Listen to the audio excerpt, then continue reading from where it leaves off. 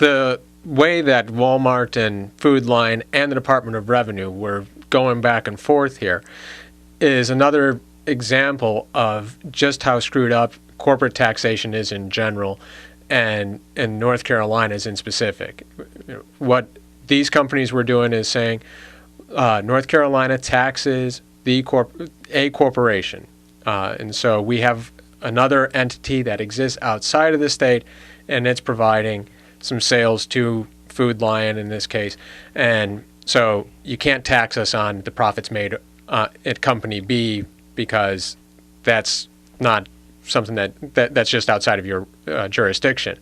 In the Department of Revenue, instead of waiting for the legislature to say this is how we're going to tax companies, they went ahead and started pursuing these companies on their own, partly at the legislature's insistence, partly at the governor's insistence, because there was no law on the books, and ended up doing things that had disproportionate impacts on two different companies. So if you were big enough, then they would go after you. If you were a small company doing the same thing, they weren't going to go after you. So the court made the right call on that one. This is clearly unconstitutional.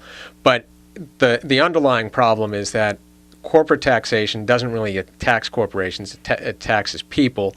And all of this is just another example of how screwed up our tax system is in North Carolina and the need for reform that simplifies all of our taxes in the state, especially the income taxes, personal and corporate.